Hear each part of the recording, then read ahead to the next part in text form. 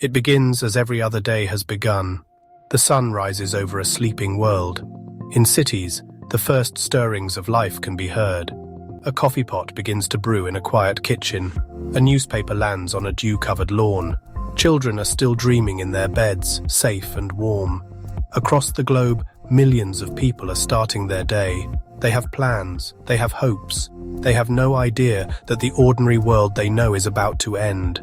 The routines of life feel so permanent, so unshakable. We build our lives on the assumption that tomorrow will be much like today.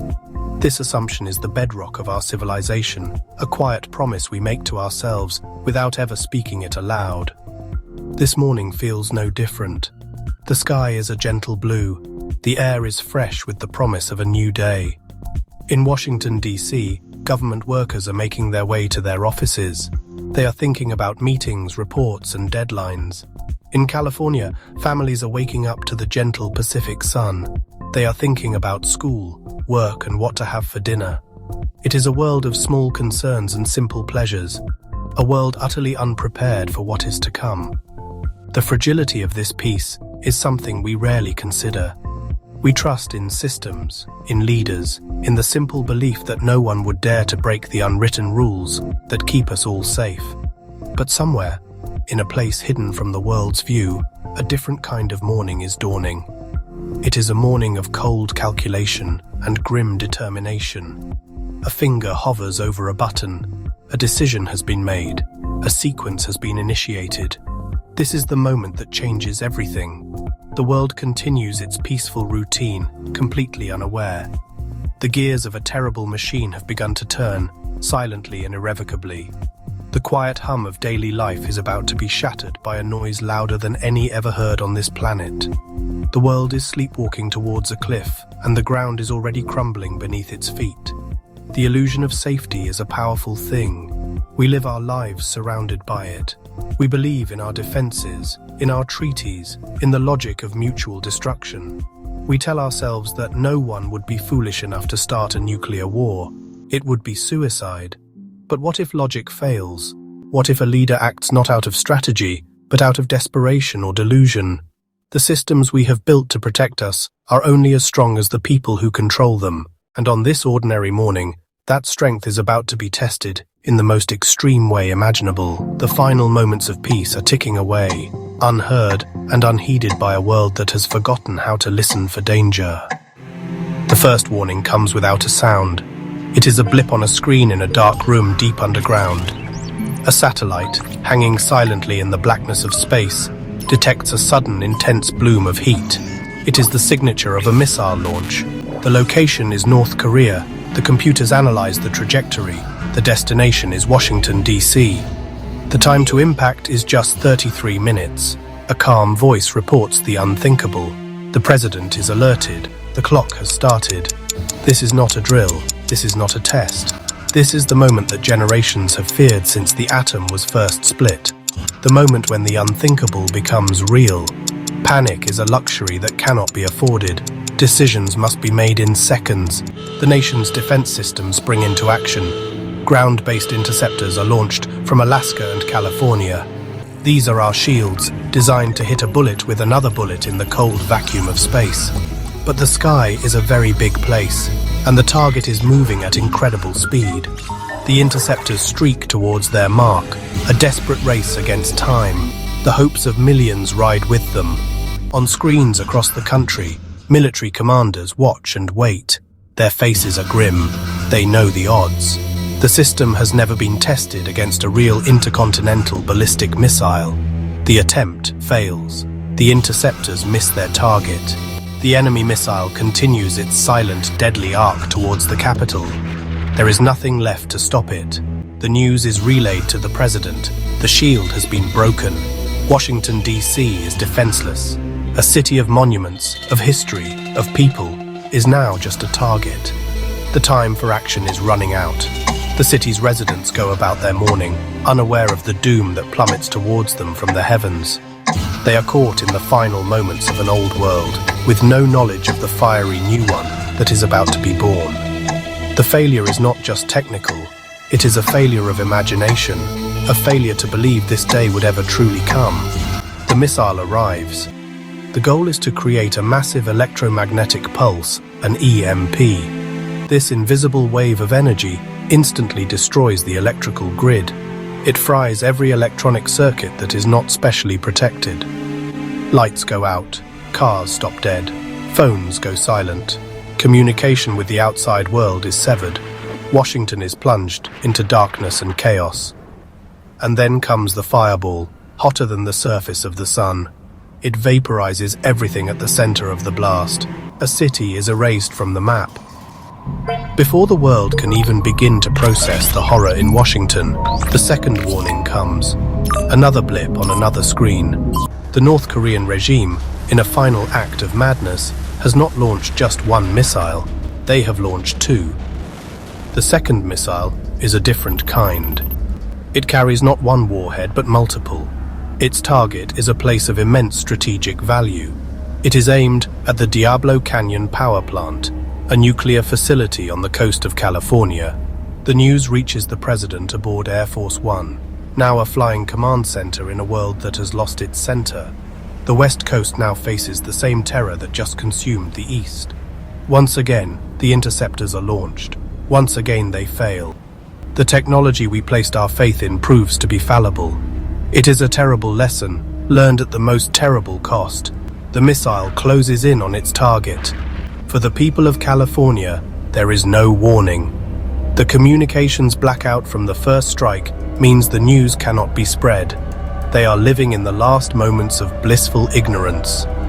They are on their way to work, to school, enjoying the morning sun, while death itself arcs silently through the upper atmosphere, preparing to descend upon them with unimaginable force. The warhead strikes the nuclear power plant. The explosion is immense, a conventional blast designed to shatter the containment domes that house the nuclear reactors. The facility is torn apart, the reactors are breached. Tons of lethal radioactive material are instantly vaporized and blasted high into the atmosphere. A deadly cloud begins to form, a toxic plume of fallout that will be carried by the winds. It will travel for hundreds, even thousands of miles. It will contaminate everything it touches, the soil, the water, the air. It is an act of environmental warfare on a scale never seen before. The attack on Diablo Canyon is more than an explosion. It is a curse upon the land itself. The immediate effect is catastrophic, but the long-term consequences are even more terrifying. The radioactive particles will settle on fields, poisoning crops. They will fall into rivers and reservoirs, poisoning the water supply. They will be inhaled by every living creature, causing sickness and death for years to come. The state of California, a symbol of dreams and prosperity, becomes a radioactive wasteland.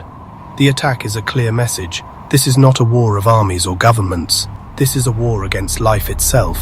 The very elements that sustain us, earth, air, and water, are being turned into weapons against us. The president is now in the air, flying high above a country in chaos. The chain of command is broken. Washington is gone. California is contaminated. The nation is under attack. The president is faced with a decision that no human being should ever have to make. The system demands a response. The doctrine of nuclear deterrence is built on one simple, brutal principle. If you are attacked, you must strike back with overwhelming force. To hesitate is to show weakness. To show weakness is to invite further attack. The logic is as cold and as hard as the weapons themselves. The weight of the world rests on this one person's shoulders. The choice is not whether to respond, but how, and against whom. The attack came from North Korea, but the United States does not have a pre-planned nuclear response solely for North Korea. The war plans are designed for major adversaries, like Russia and China. To launch a full-scale retaliation, the president must choose from a list of options, each one more horrifying than the last. These are not surgical strikes. These are plans for annihilation. They involve launching hundreds of missiles, targeting military sites, command centers, and cities. The president has only minutes to decide. The pressure is unimaginable. The fate of millions hangs in the balance. The decision is made. The order is given. The president authorizes a retaliatory strike. The target is not just North Korea.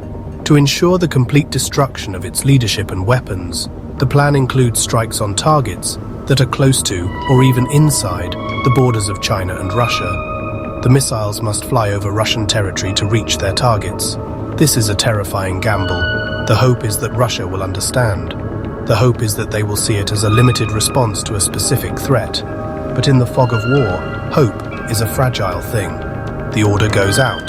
The launch keys are turned. The missiles begin to lift from their silos.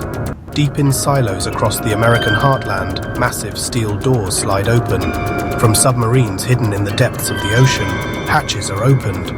With a roar of fire and smoke, the missiles begin their journey. They are the instruments of a terrible vengeance. Each one carries more destructive power than all the bombs dropped in World War II combined. They climb into the sky, symbols of a power that has finally been unleashed.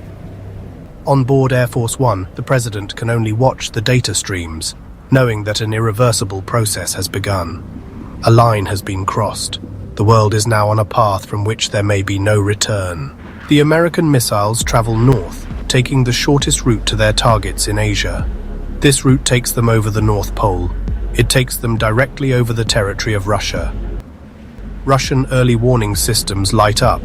Their satellites and ground-based radars detect a massive launch. They see dozens, then hundreds of missiles coming over the horizon. From their perspective, it looks like a full-scale, unprovoked nuclear attack from the United States. They do not know about North Korea. They do not know about Washington. All they see is a sky full of incoming warheads. Their own computers begin a countdown. There is a line of communication between the leaders of the United States and Russia. It is the famous red phone, a direct link designed for exactly this kind of crisis. We are not attacking you. This is a limited strike against North Korea. Do not react. The American president tries to use it. A message must be sent, but the EMP blast that destroyed Washington has also crippled communication systems.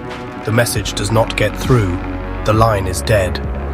At the most critical moment in human history, the two most powerful nuclear nations on Earth cannot speak to each other. Fear and suspicion are left to fill the silence. The Russian leadership is in a bunker deep beneath Moscow. They are looking at the same kind of screens that their American counterparts were looking at just minutes before. They see a swarm of missiles heading their way. Their generals tell them they have only minutes to decide. If they wait for the first missile to land to confirm it is a real attack, it will be too late. Their own missiles will be destroyed in their silos. Their ability to retaliate will be gone. The doctrine of launch on warning is their policy. It means you do not wait. You fire your own weapons before the enemy's weapons can land. It is a policy born of pure fear. The Russian leader gives the order.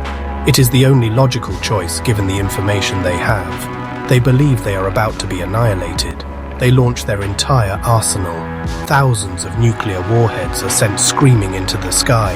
They are aimed at the United States. They are aimed at every NATO country in Europe. The United Kingdom, France, Germany, all are targeted.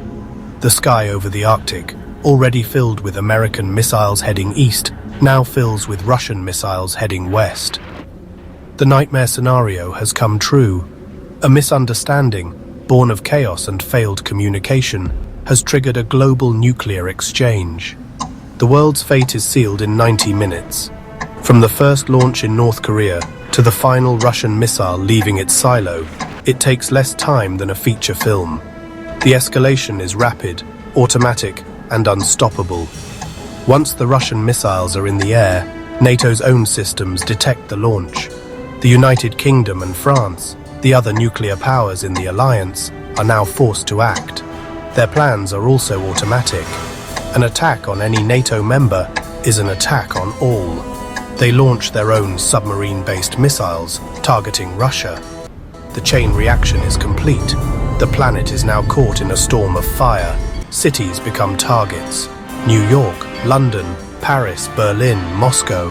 Millions of people who had nothing to do with the initial conflict are now in the crosshairs. They receive only a few minutes of warning, if any at all. Sirens wail. The sky flashes with a light brighter than 1,000 suns. Fireballs engulf entire metropolitan areas. The heat is so intense that it creates firestorms, massive winds of flame that suck all the oxygen out of the air. People in underground shelters are not safe, they are cooked alive. In a matter of minutes, hundreds of millions of people are dead. The great cities of human civilization become radioactive funeral pyres. The destruction is almost impossible to comprehend. The world that existed just 2 hours before is gone forever. The intricate web of trade, communication and culture that connected us all is shredded. There are no more governments. There is no more electricity. There is no more internet. There are only survivors, huddled in the ruins, surrounded by the dead and the dying. But their ordeal is only just beginning. The immediate blasts are just the first wave of death.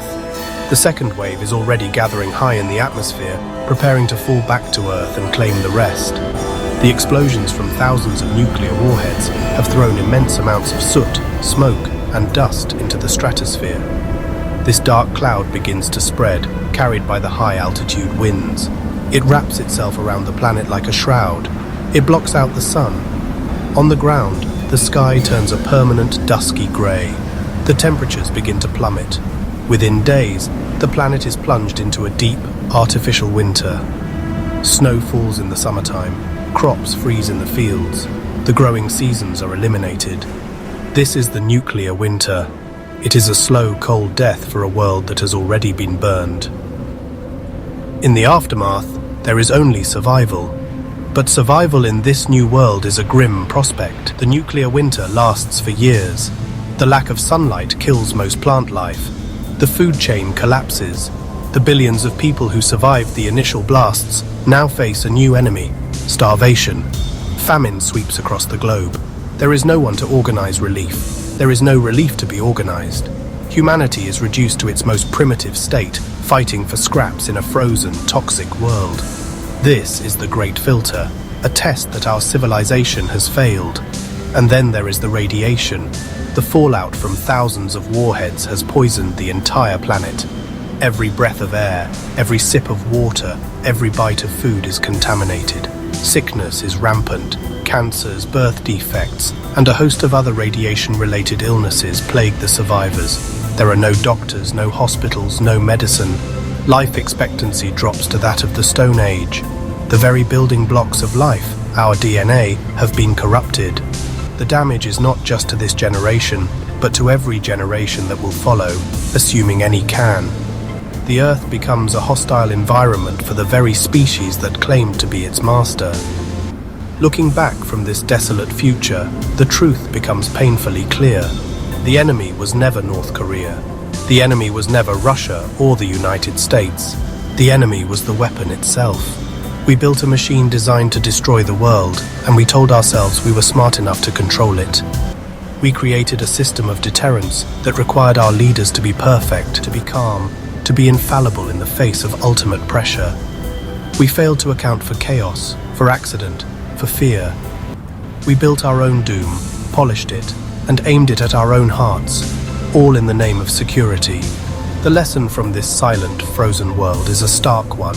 It is a warning that echoes from the future. The only way to win the game of nuclear war is not to play. We must demand more from our leaders. We need not warriors but guardians, not those who are quick to threaten, but those who are wise enough to listen. We must dismantle these weapons before they dismantle us. Because on that ordinary morning, when the first missile was launched, it was not one nation attacking another. It was humanity declaring war on itself. And in that war there can be no victors, only ghosts wandering a cold, dead planet.